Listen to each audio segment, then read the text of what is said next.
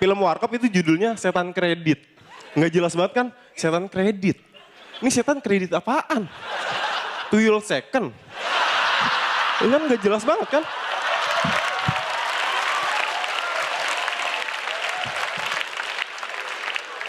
Tapi film itu ceritanya tentang anak kecil, hilang, dicari, nggak taunya itu anak ketiduran di dalam gerobak. Nggak nyambung kan?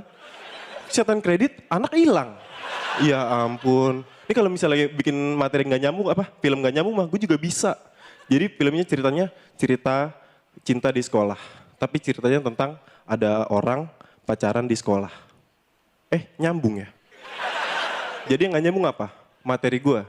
Gue bilang kan nggak nyambung. Tapi ujung-ujungnya nyambung. Nggak nyambung kan? Yang barusan kita saksikan merupakan cuplikan dari pertunjukan stand up comedy. Hal yang menarik dari acara tersebut adalah ada seorang yang melakukan monolog dengan topik yang sederhana, namun bisa mengundang gelak tawa penonton yang hadir. Bagaimana bisa? Sebelum masuk ke pembahasan, mari kita cari tahu apa itu bicara yang menjadi aktivitas utama dari acara stand up comedy maupun kehidupan manusia.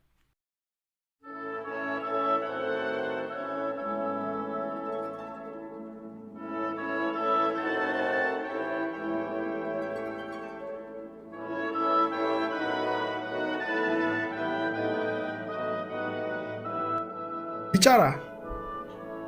Menurut Kamus Besar Bahasa Indonesia, yang berarti akal, budi, pikiran, perundingan, berperkara, berurusan, pertimbangan, pikiran, pendapat, berbahasa, berkata, sedang dipakai untuk bercakap dalam menelpon. Manusia berbicara sebagai sarana komunikasi dengan sesamanya.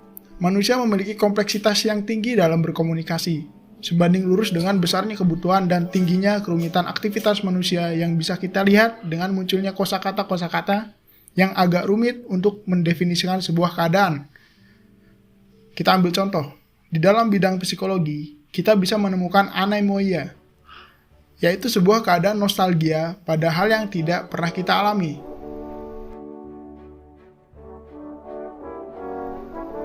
Walaupun merupakan kegiatan yang sederhana, manusia bisa mendapatkan sebuah jabatan, kekayaan, kepercayaan, bahkan kekuasaan hanya dengan berbicara. Bagaimana bisa? Karena bicara itu ada seninya. Kita bisa melihat kualitas pribadi seseorang hanya dengan melihat bagaimana seseorang memperlakukan orang lain dengan perkataannya. Walaupun kita tidak mengenalnya. Dari caranya berbicara, pilihan kata yang diambil, dan bagaimana caranya menyampaikan itu. Hal ini dibahas oleh Oh Soo Hyang di dalam buku Bicara Itu Ada Seninya di bab pertama. Dia membahas secara spesifik tentang dari mana datangnya kesan pertama. Sampai sini, kita memahami bahwa berbicara memiliki kekuatan tersembunyi yang berdampak besar bagi kehidupan manusia. Namun, bukan sembarang bicara tentunya. Bicara yang dimaksud adalah bicara dengan keahlian, ilmu, dan seni. Seni dalam berbicara merupakan seni yang rumit dengan keindahan yang rumit pula. Seni berbicara memerlukan kreativitas yang diperkuat dengan logika. Karena pada esensinya, berbicara bertujuan untuk memberikan informasi dari apa yang diketahui. Dan seni berbicara berperan sebagai kunci untuk membuka hati lawan bicara agar mau memahami dan menerima informasi yang dibicarakan.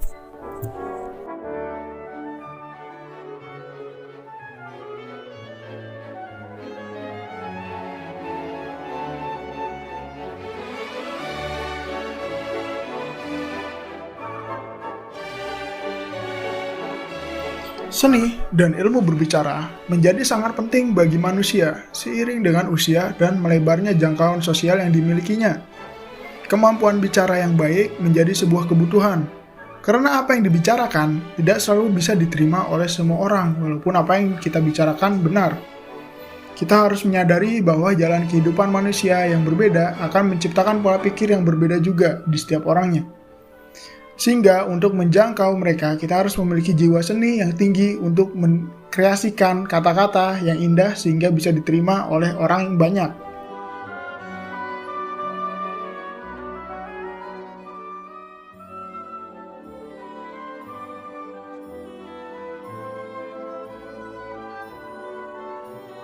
Kita ambil contoh. Kita mengajak kawan kita untuk berhenti dari kebiasaan buruknya yang suka mabuk. Jika tanpa seni, mudah saja kita berbicara. Kamu berhenti mabuk. Yang kita bicarakan memang masuk akal dan mudah sekali untuk dimengerti. Tapi jika hanya dengan seperti itu, sahabat kita mungkin tidak menganggapnya sebagai hal yang penting. Dan kata-kata kita hanya berakhir menjadi omong kosong baginya.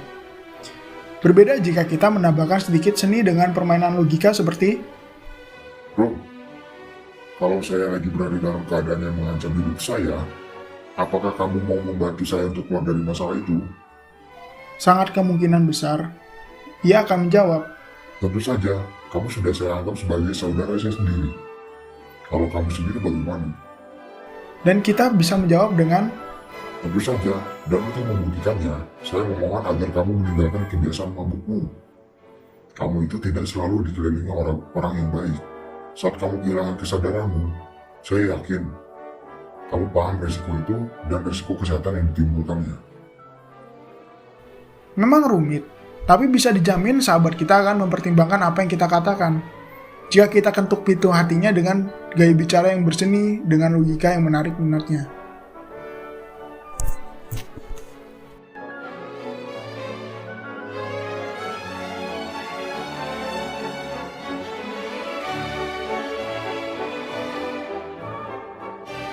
Kesimpulannya, berbicara yang diimbangi dengan ilmu pengetahuan dan logika yang baik akan menghasilkan seni yang dapat membukakan pintu hati lawan bicara kita untuk memahami apa yang ingin kita sampaikan. Saya pun masih awam untuk mempelajari seni untuk berbicara. Dan saya mengajak Anda semua untuk belajar. Saya sangat merekomendasikan akun YouTube Pak Mario Teguh, yang di dalamnya beliau membahas tentang ragam seni berbicara, dan bagaimana cara kita untuk menjadi seorang pembicara yang jauh lebih baik.